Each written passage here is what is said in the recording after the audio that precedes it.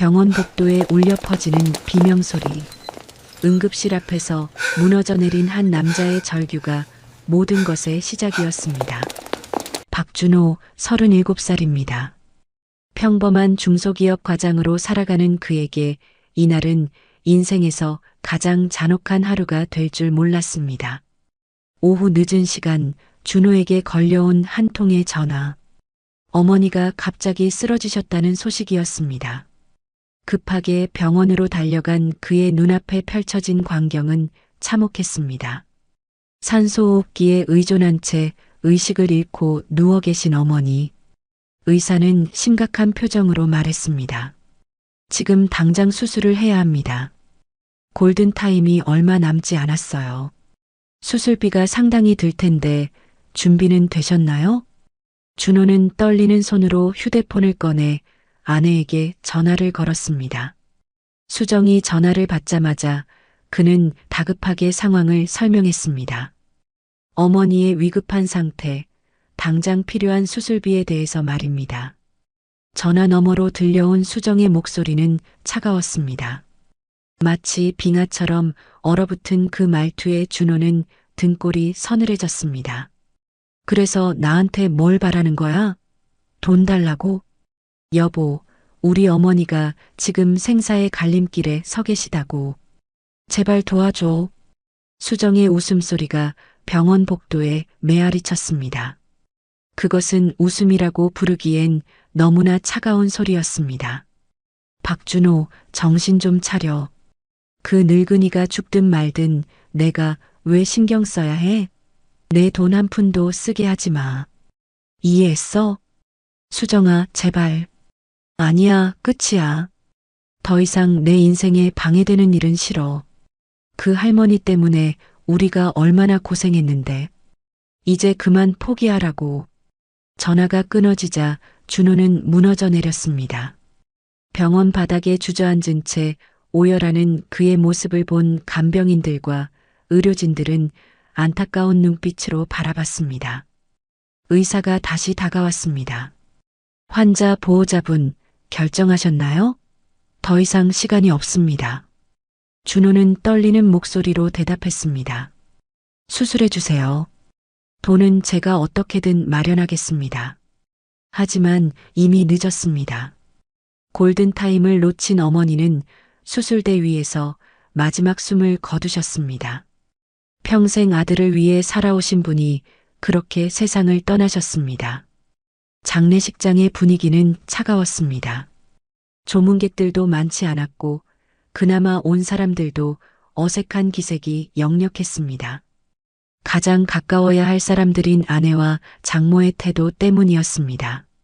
상주석에 앉아 곡을 하는 준호의 옆에서 수정은 스마트폰만 들여다보고 있었습니다. 장모는 아예 다른 조문객들과 수다를 떨며 웃기까지 했습니다. 참, 이제 병원비 걱정은 없겠네. 장모의 이 한마디에 조문객들은 경악했습니다. 하지만 수정은 오히려 동조하는 듯한 표정을 지었습니다. 맞아요, 엄마. 이제 우리 생활비도 여유가 생길 거예요. 매달 용돈 드리느라 얼마나 힘들었는데. 준호는 주먹을 꽉 쥐었습니다. 핏대가 서도록 힘을 주었지만 아무 말도 할 수 없었습니다. 어머니의 영정 앞에서 저런 말을 하는 것이 믿어지지 않았습니다. 장례가 끝난 후 집으로 돌아가는 길. 차 안의 분위기는 더욱 차가웠습니다. 수정이 먼저 입을 열었습니다. 이제 그 방 비울 거지? 내가 활용할 방법을 생각해뒀거든. 수정아, 아직 어머니가 돌아가신 지 사흘밖에 안 됐어. 그래서 죽은 사람을 위해 방을 그대로 둘 건가?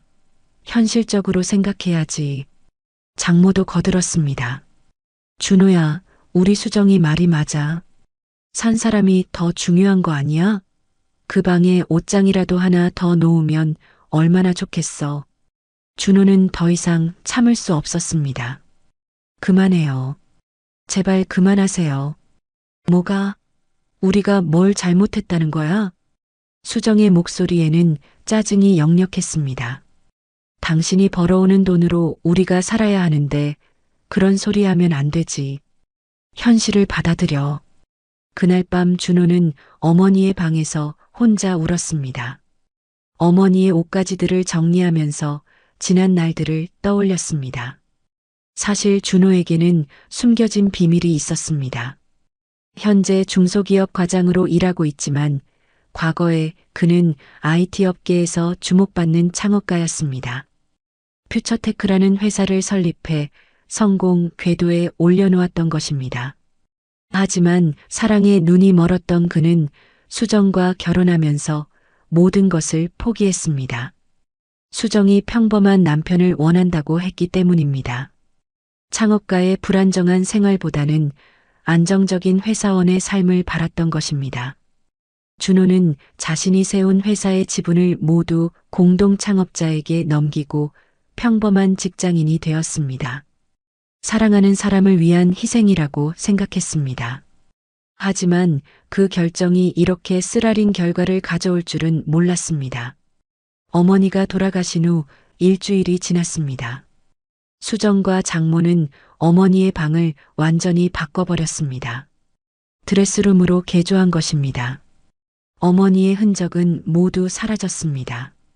준호는 매일 회사에서 돌아와 그 방 앞에 서곤 했습니다. 어머니를 그리워하며 혼자만의 시간을 보냈습니다. 아내와 장모는 그런 그를 보며 눈살을 찌푸렸습니다. 언제까지 저러고 있을 거야?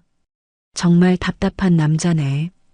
벌써 일주일이나 지났는데 그들의 차가운 시선과 말들은 준호의 마음에 깊은 상처를 남겼습니다. 하지만 그는 참았습니다. 어머니께서 그러셨듯이 모든 것을 감내하려고 했습니다.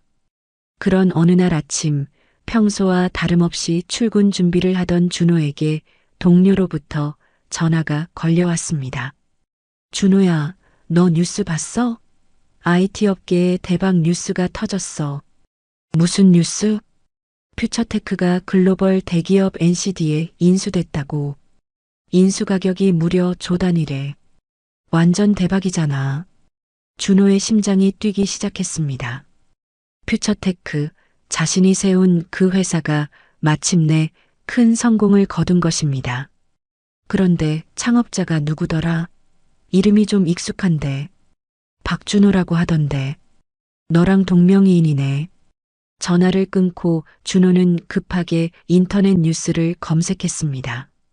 그곳에는 자신의 사진과 함께 상세한 기사가 올라와 있었습니다.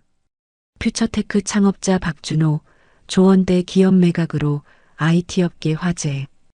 은둔해 있던 천재 창업가, 드디어 모습을 드러내나. 업계 전문가들, 박준호를 차세대 IT 리더로 주목. 기사를 읽으며 준호는 복잡한 감정에 휩싸였습니다. 자신이 떠난 후에도 회사는 성장을 거듭했고 이제 상상할 수 없을 만큼 큰 성공을 거둔 것입니다. 회사에 도착한 준호는 평소와 다른 분위기를 느꼈습니다. 동료들이 자신을 바라보는 시선이 달랐습니다. 누군가가 그의 정체를 알아챈 것 같았습니다.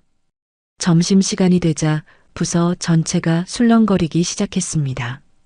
뉴스에 나온 박준호와 자신들의 동료 박준호가 같은 인물일 가능성에 대해 이야기하고 있었습니다. 설마 우리 박 과장이 그 박준호일까? 나이도 비슷하고 이름도 똑같은데. 하지만 그럴 리가 있나? 조단위 부자가 왜 여기서 과장으로 일해? 준호는 자리에서 일어나 조용히 회사를 나왔습니다. 더 이상 숨길 수는 없을 것 같았습니다. 집에 도착하니 수정과 장모가 거실에 앉아 TV를 보고 있었습니다. 화면에는 퓨처테크 인수 뉴스가 나오고 있었습니다. 기자가 박준호의 사진을 보여주며 설명하고 있었습니다. 이 사람 우리 준호랑 닮지 않았어? 장모가 농담조로 말했습니다. 에이 설마요. 우리 준호가 그런 대단한 사람일 리가 있나요? 수정도 비웃듯이 대답했습니다. 맞아. 우리 집 그 사람이 뭘 할 수 있겠어. 회사에서도 맨날 구박받고 다니는데. 그들의 말을 들으며 준호는 깊은 한숨을 내쉬었습니다. 자신을 그렇게 생각하고 있었던 것입니다. 며칠 후 수정에게 큰 기쁜 소식이 있었습니다. 회사에서 상무로 승진이 확정된 것입니다. 그녀는 기쁨을 감추지 못하며 승진 파티를 준비하기 시작했습니다. 여보, 나 상무 됐어. 승진 파티 하려고 하는데 와줄 거지? 축하해. 당연히 가야지. 준호는 진심으로 축하해 주었습니다. 아내의 성공을 기뻐하는 것은 당연한 일이었습니다. 승진 파티 당일 호텔의 화려한 연회장에는 수정의 동료들과 상사들이 모였습니다. 준호는 구석자리에 앉아 조용히 파티를 지켜봤습니다. 사회를 맡은 부장이 마이크를 잡고 말했습니다. 오늘 우리의 새로운 상무님을 축하하기 위해 특별한 분을 모셨습니다. IT 업계의 전설적인 인물이자 최근 대형 M&A로 화제가 된 분이신데요. 준호의 심장이 뛰기 시작했습니다. 설마 하는 생각이 들었습니다. 퓨처테크의 창업자이시자 현재 여러 기업의 이사회 멤버로 활동하고 계시는 박준호 회장님을 모시겠습니다. 연회장의 조명이 준호를 비췄습니다. 모든 사람들의 시선이 그에게 집중되었습니다. 수정의 얼굴은 순간 창백해졌습니다. 준호는 천천히 일어서서 단상으로 걸어갔습니다. 그의 걸음 하나하나에 연회장은 정적에 휩싸였습니다. 마이크 앞에 선 준호는 잠시 침묵했습니다. 그리고 수정을 바라보며 입을 열었습니다. 안녕하세요. 퓨처테크 창업자 박준호입니다. 연회장에 박수가 터져 나왔습니다. 하지만 수정은 박수를 칠 수 없었습니다. 그녀의 손은 덜덜 떨리고 있었습니다. 오늘 이 자리에 서게 된 것은 매우 특별한 의미가 있습니다. 제가 사랑하는 사람의 성공을 축하하기 위해서입니다. 준호의 목소리는 차분했지만 단호했습니다. 하지만 때로는 사랑이 배신당하기도 합니다. 가장 소중한 사람을 잃었을 때 곁에 있어야 할 사람이 등을 돌리기도 하죠. 연회장의 분위기가 이상해지기 시작했습니다. 사람들은 무슨 일인지 모르겠다는 표정으로 서로를 바라봤습니다. 수정은 자리에서 일어나려 했지만 다리에 힘이 들어가지 않았습니다. 장모는 딸의 손을 붙잡으며 무슨 일인지 물어봤지만 수정은 대답할 수 없었습니다. 제 어머니가 돌아가셨을 때의 일입니다. 준호의 목소리가 연회장에 울려 퍼졌습니다. 병원에서 마지막 골든타임을 놓쳤습니다. 수술비 때문이었죠. 제가 가장 믿었던 사람에게 도움을 청했지만 거절당했습니다. 수정의 얼굴에서 피가 가시기 시작했습니다. 그 사람은 제게 이렇게 말했습니다.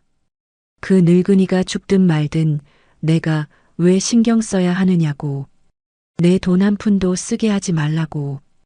연회장이 술렁거리기 시작했습니다. 사람들은 이것이 단순한 축사가 아니라는 것을 깨달았습니다. 그래서 제 어머니는 돌아가셨습니다. 평생 저를 위해 희생하신 분이 마지막 순간에 혼자 세상을 떠나셨습니다. 준호는 잠시 말을 멈추고 수정을 바라봤습니다. 그녀는 이미 눈물을 흘리고 있었습니다. 장례식장에서도 마찬가지였습니다. 이제 병원비 걱정 없다고, 용돈 드릴 필요 없다고 기뻐하더군요.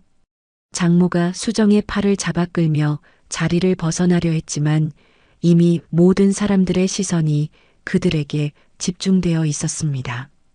여러분, 혹시 그 사람이 누군지 궁금하신가요? 준호는 수정을 정면으로 바라보며 말했습니다. 바로 오늘의 주인공, 새로 승진한 상무님입니다. 제 아내 수정 씨입니다. 연회장이 완전히 조용해졌습니다.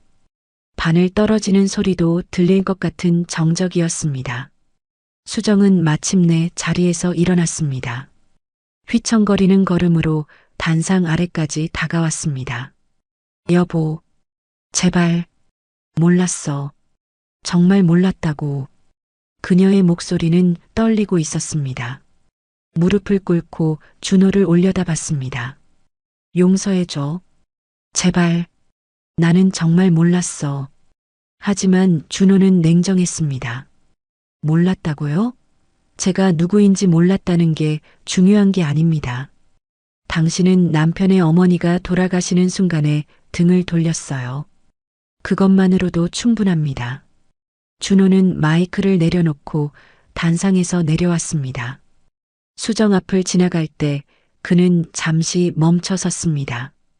당신이 원하던 안정적인 남편은 이제 없습니다. 앞으로는 혼자 살아가시기 바랍니다. 연회장을 나서는 준호의 뒤에서 수정의 절규가 들려왔습니다. 하지만 그는 뒤돌아보지 않았습니다. 장모도 상황을 파악하고는 수정을 붙잡고 울기 시작했습니다. 연회장에 있던 사람들은 모두 충격에 빠졌습니다. 이런 드라마틱한 상황을 현실에서 목격할 줄은 몰랐습니다. 수정의 직장 상사들은 당황스러운 표정으로 서로를 바라봤습니다. 방금 전까지 축하받던 승진자가 이런 상황에 처하게 될 줄은 상상도 못했습니다. 준호가 연회장을 완전히 빠져나간 후에야 사람들이 웅성거리기 시작했습니다. 누군가는 수정을 동정하는 목소리를 내기도 했지만 대부분은 어머니의 임종을 외면했다는 사실에 충격을 받았습니다. 수정은 바닥에 주저앉은 채 오열했습니다. 자신이 저지른 일의 크기를 이제야 깨달았습니다. 조 단위의 부를 가진 남편을 그렇게 대했다는 사실보다도 시어머니의 마지막을 외면했다는 죄책감이 그녀를 짓눌렀습니다. 며칠 후 준호는 이혼 서류를 수정에게 전달했습니다. 변호사를 통해 전달된 서류에는 위자료나 재산 분할에 관한 내용은 없었습니다. 단지 깔끔하게 관계를 정리하고 싶다는 내용뿐이었습니다. 수정은 서류를 받아들고 마지막으로 준호에게 편지를 썼습니다. 진심으로 사과하는 내용이었지만 준호는 그 편지를 읽지 않았습니다. 이미 모든 것이 끝났다고 생각했기 때문입니다. 결국 이혼은 성사되었습니다. 수정은 회사에서도 소문이 퍼져 더 이상 일하기 어려워졌습니다. 상무 승진도 취소되었고 결국 회사를 그만두게 되었습니다. 한편 준호는 어머니의 묘소를 찾았습니다. 깔끔하게 정리된 묘비 앞에 무릎을 꿇고 앉았습니다. 어머니, 이제야 어머니의 한을 풀어드릴 수 있을 것 같아요. 늦었지만 말이에요. 바람이 불어와 나무잎들이 흔들렸습니다.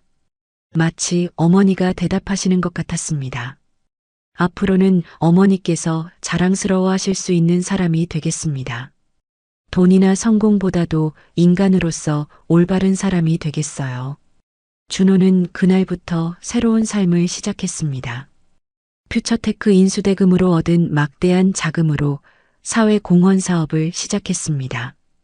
특히 어려운 상황에 있는 어르신들을 위한 의료비 지원 사업에 집중했습니다.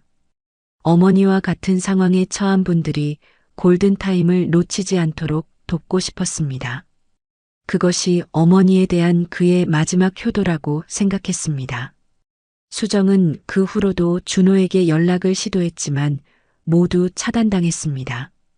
그녀는 새로운 직장을 구하려 했지만 쉽지 않았습니다.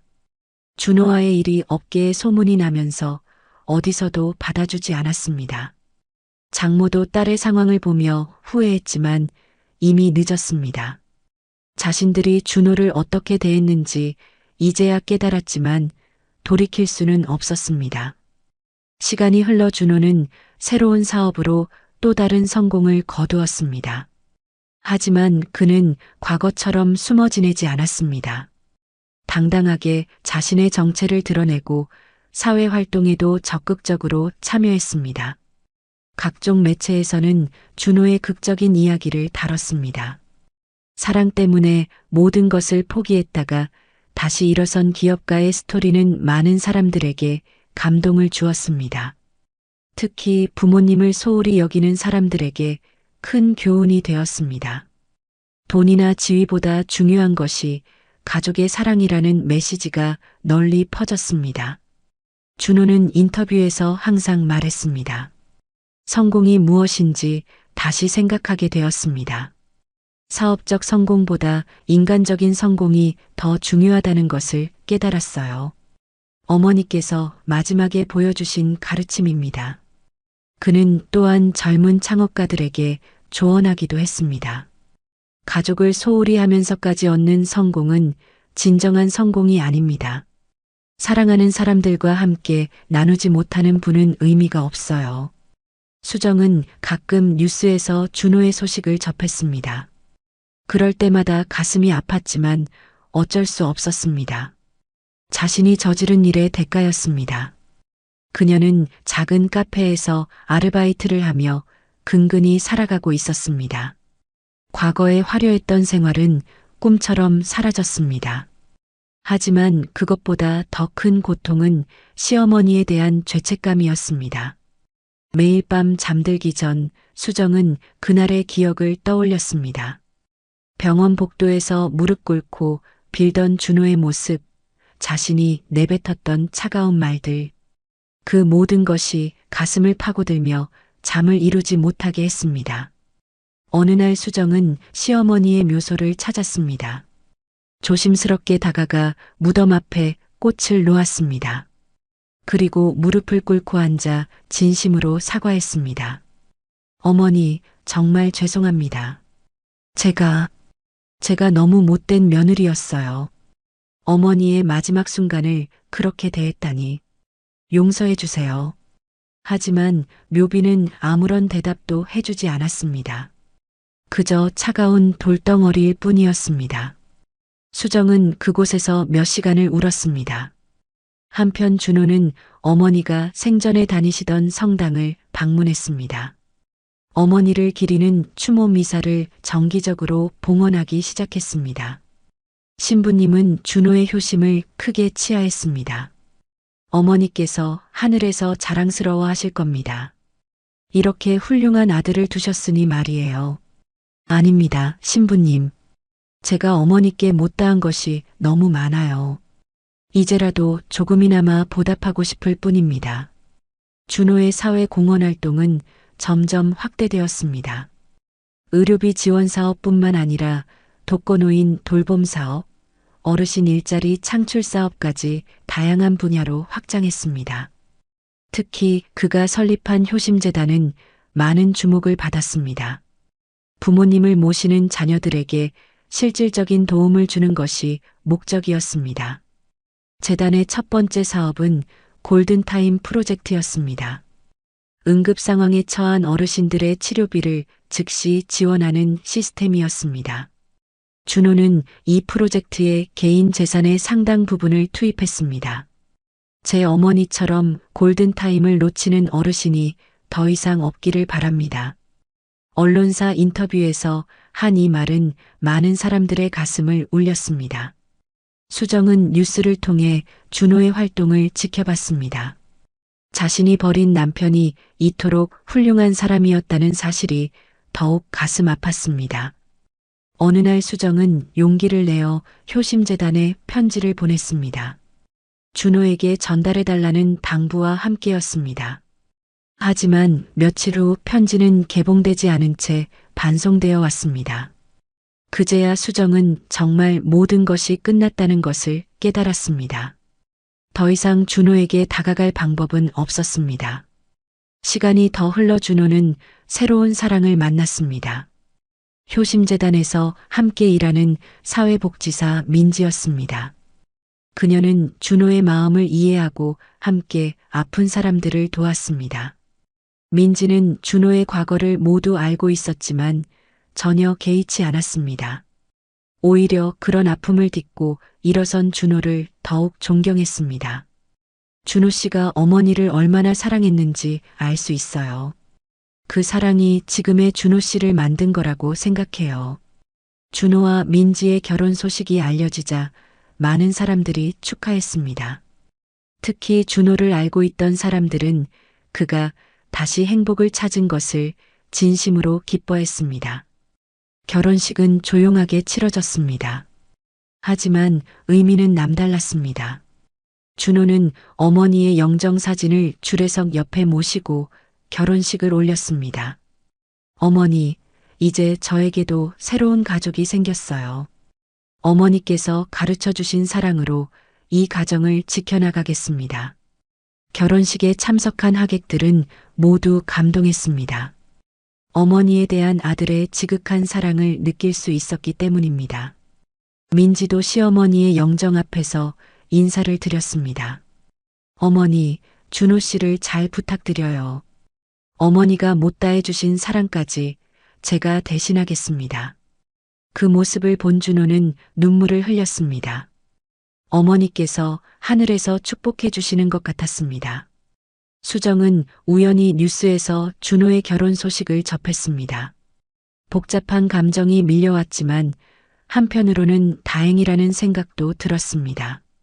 자신이 망쳐놓은 준호의 인생이 다시 제자리를 찾은 것 같았습니다. 그녀는 조용히 준호의 행복을 빌었습니다. 그것이 자신이 할 수 있는 마지막 일이라고 생각했습니다. 결혼 후 준호와 민지는 더욱 적극적으로 사회활동에 참여했습니다. 부부가 함께 운영하는 효심재단은 전국적인 조직으로 성장했습니다. 특히 어머니 사랑 캠페인은 큰 호응을 얻었습니다. 자녀들이 부모님께 감사의 마음을 표현하도록 독려하는 캠페인이었습니다. 부모님이 살아계실 때 사랑을 표현하세요. 후회하기에는 인생이 너무 짧습니다. 준호의 이 메시지는 많은 사람들의 마음을 움직였습니다. 실제로 캠페인 이후 부모님을 찾는 자녀들이 크게 늘어났다고 합니다. 준호는 또한 기업 강연을 통해 자신의 경험을 나누기도 했습니다. 성공의 기준을 다시 생각해 보세요. 돈과 지위보다 중요한 것이 있습니다. 바로 사랑하는 사람들과 함께하는 시간입니다. 그의 강연을 들은 많은 기업인들이 가족과의 시간을 늘리기 시작했습니다. 어느 날 준호는 길에서 수정을 우연히 마주쳤습니다. 몇 년의 시간이 그녀를 많이 변화시켜 놓았습니다. 화려했던 모습은 온데간데 없고 초라한 차림이었습니다. 수정은 준호를 알아보고 고개를 숙였습니다. 준호도 잠시 멈춰섰지만 아무 말 없이 지나갔습니다. 모든 것은 이미 끝난 일이었습니다. 그 후로도 수정은 가끔 준호의 소식을 들었습니다. 아이가 생겼다는 소식, 사업이 더욱 번창한다는 소식들이었습니다. 모든 소식이 그녀에게는 가슴 아픈 것들이었지만 어쩔 수 없었습니다. 준호는 첫 아이가 태어나자 어머니의 묘소를 찾았습니다. 갓난아이를 품에 안고 어머니께 인사드렸습니다. 어머니, 손자가 태어났어요. 어머니의 이름을 따서 지었습니다. 어머니처럼 착하고 따뜻한 사람으로 키우겠어요. 아이는 마치 할머니를 알아보는 듯 조용히 잠들어 있었습니다. 준호는 그 모습을 보며 어머니께서 아이를 축복해 주시는 것 같다고 느꼈습니다. 민지도 시어머니에 대한 이야기를 자주 들려주었습니다. 아이가 자라면서 할머니에 대해 알 수 있도록 하기 위해서였습니다. 할머니는 아빠를 정말 많이 사랑하셨단다. 그 사랑이 지금의 아빠를 만든 거야. 아이는 할머니 사진을 보며 손을 흔들곤 했습니다. 마치 할머니와 인사하는 것 같았습니다. 준호의 가족은 행복했습니다. 어머니가 꿈꿨던 그런 따뜻한 가정이었습니다. 준호는 매일 감사했습니다. 어머니의 희생이 이런 행복을 가져다 준 것 같았습니다. 효심재단의 활동도 계속 확장되었습니다. 이제는 해외에서도 준호의 활동이 알려져 여러 상을 받기도 했습니다. 효는 동양의 전통적 가치이지만 전 세계가 배워야 할 보편적 가치입니다. 국제 컨퍼런스에서 한준호의 연설은 큰 박수를 받았습니다. 하지만 준호에게 가장 중요한 것은 여전히 어머니에 대한 그리움이었습니다. 성공하거나 좋은 일이 있을 때마다 어머니 생각이 났습니다. 어머니가 살아계셨다면 얼마나 기뻐하셨을까. 그런 생각을 할 때마다 가슴 한편이 아려왔습니다. 어느 날 준호는 아이와 함께 어머니의 묘소를 찾았습니다. 이제 걸음마를 시작한 아이는 할머니 무덤 앞에서 꽃을 놓으려고 애썼습니다. 할머니, 안녕하세요. 아이의 앙증맞은 인사에 준호는 미소를 지었습니다. 어머니께서 하늘에서 손자를 보며 흐뭇해하실 것 같았습니다. 그날 밤 꿈에서 준호는 어머니를 만났습니다. 어머니는 환한 미소로 그를 맞아주셨습니다. 준호야, 이제 그만 마음 아파하지 마라. 엄마는 내가 행복한 모습 보는 것이 제일 좋다. 어머니, 죄송해요. 제가 어머니를 잘 모셔드리지 못해서. 아니야, 넌 효자다. 엄마가 제일 자랑스러운 아들이야. 꿈에서 깬 준호는 눈물을 흘렸습니다. 어머니의 용서를 받은 것 같아 마음이 한결 가벼워졌습니다. 그 후부터 준호는 더욱 밝은 모습으로 살아갔습니다. 어머니의 사랑을 세상에 전하는 것이 자신의 사명이라고 생각했습니다. 준호의 이야기는 많은 사람들에게 감동을 주었습니다. 특히 부모님을 소홀히 여기고 살던 사람들에게는 큰 교훈이 되었습니다. 가족의 소중함을 일깨워준 준호 회장의 이야기. 효심으로 세상을 바꾸는 기업가. 어머니의 사랑이 만든 기적. 언론에서는 계속해서 준호의 이야기를 다뤘습니다. 그의 삶이 많은 사람들에게 희망과 감동을 주고 있었기 때문입니다. 수정도 이런 기사들을 보며 자신의 과거를 반성했습니다. 만약 그때 다른 선택을 했다면 어땠을까 하는 후회가 밀려왔습니다. 하지만 이미 지나간 일이었습니다. 그녀는 작은 봉사활동을 시작했습니다. 독거노인 돌봄 봉사였습니다. 시어머니께 못다한 효도를 다른 할머니들께 드리고 싶었습니다. 할머니, 제가 목욕 도와드릴게요. 아이고, 고맙구나. 우리 며느리보다 더 잘해주네. 그런 말을 들을 때마다 수정은 가슴이 아팠습니다. 자신이 시어머니께 해드렸어야 할 일들이었기 때문입니다. 봉사를 하면서 수정은 조금씩 마음의 평화를 찾아갔습니다. 비록 시어머니께는 용서받을 수 없지만 다른 할머니들을 통해 속죄하고 있다고 생각했습니다. 한편 준호는 새로운 프로젝트를 시작했습니다. 효심 교육센터를 설립한 것입니다. 젊은 세대에게 부모 공경의 중요성을 교육하는 곳이었습니다. 요즘 젊은이들이 효의 참뜻을 모르고 있습니다. 부모님의 소중함을 깨닫게 해주고 싶어요. 교육센터에서는 다양한 프로그램이 운영되었습니다. 부모님과 함께하는 시간의 소중함, 감사 표현의 방법, 노후 준비의 중요성 등을 가르쳤습니다. 특히 준호의 체험담은 많은 젊은이들에게 깊은 인상을 남겼습니다. 저는 어머니가 돌아가신 후에야 어머니의 소중함을 깨달았습니다. 여러분은 저와 같은 후회를 하지 마세요. 교육을 받은 많은 젊은이들이 부모님께 안부를 묻고 더 자주 찾아뵙기 시작했습니다. 준호는 그런 변화를 보며 보람을 느꼈습니다. 시간이 흘러 준호의 아이도 학교에 다니기 시작했습니다. 아이는 아버지를 자랑스러워했습니다. 우리 아빠는 할머니를 정말 사랑해. 할머니를 위해 좋은 일을 많이 해. 학교에서 가족 소개를 할 때 아이가 한 말이었습니다. 선생님도 감동받아 박수를 쳤습니다. 집에 돌아온 아이는 준호에게 그 이야기를 전했습니다. 준호는 아이를 꼭 안아주며 말했습니다. 내가 아빠를 자랑스러워해 주니 고마워. 아빠도 너를 위해 더 좋은 사람이 될게. 아빠, 할머니도 하늘에서 기뻐하고 계시겠지? 그럼 할머니께서 우리를 지켜보고 계실 거야. 그 대화를 들은 민지는 미소를 지었습니다. 이런 따뜻한 가정을 만들어준 시어머니께 감사한 마음이 들었습니다. 효심재단은 이제 국내를 넘어 아시아 전역으로 활동 범위를 넓혔습니다. 각국의 전통적 효 문화를 되살리는 것이 목표였습니다. 효는 동양 문화의 뿌리입니다. 이것을 지켜나가는 것이 우리의 사명이에요.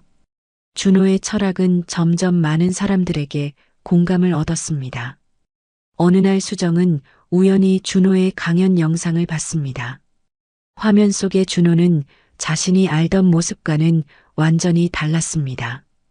당당하고 자신감에 찬 모습이었습니다. 사랑하는 사람을 잃기 전에 사랑한다고 말하세요. 후회는 사랑보다 훨씬 아픈 감정입니다. 준호의 이 말에 수정은 눈물을 흘렸습니다. 자신이 그 후회를 평생 안고 살아가야 한다는 것을 알기 때문이었습니다. 하지만 수정도 이제는 받아들였습니다. 자신의 잘못된 선택의 대가를 치르며 살아가는 것이 마땅하다고 생각했습니다. 그녀는 봉사활동을 더욱 열심히 했습니다. 그것이 자신이 할 수 있는 유일한 속죄의 방법이었습니다. 준호의 둘째 아이가 태어났습니다. 이번에도 어머니의 묘소에서 인사를 드렸습니다. 어머니, 손녀가 태어났어요. 어머니처럼 따뜻한 마음을 가진 아이로 키우겠습니다. 첫째 아이도 함께 와서 할머니께 인사했습니다. 할머니, 동생이 생겼어요. 할머니가 지켜주세요. 아이들의 순수한 마음이 할머니께 전해지는 것 같았습니다. 준호는 이제 완전한 행복을 찾았습니다. 사랑하는 아내와 아이들, 의미 있는 일, 그리고 어머니의 영원한 사랑. 이 모든 것이 그를 충만하게 했습니다. 효심재단의 활동도 절정에 달했습니다. 전 세계에서 준호의 이야기를 배우기 위해 사람들이 찾아왔습니다. 한국의 효 정신을 세계에 알리고 싶습니다. 국제 심포지엄에서 한준호의 발표는 기립박수를 받았습니다. 하지만 무엇보다 소중한 것은 가족과 함께하는 시간이었습니다. 매일 저녁 아이들과 함께 할머니께 인사드리는 시간이 그에게는 가장 행복한 순간이었습니다. 할머니, 오늘 하루도 감사합니다. 아이들과 함께 드리는 인사에 어머니의 영혼이 미소 지으시는 것 같았습니다. 어느 날 밤 준호는 일기를 썼습니다. 어머니, 이제 저는 정말 행복합니다. 어머니의 사랑이 제게 진정한 행복이 무엇인지 가르쳐 주셨어요. 앞으로도 어머니의 사랑을 세상에 전하며 살아가겠습니다. 사랑합니다, 어머니. 그의 이야기는 지금도 계속되고 있습니다. 어머니의 사랑으로 시작된 이야기가 세상을 조금씩 바꾸어 나가고 있습니다. 이 영상이 마음에 드셨다면 좋아요와 구독 버튼을 눌러주세요.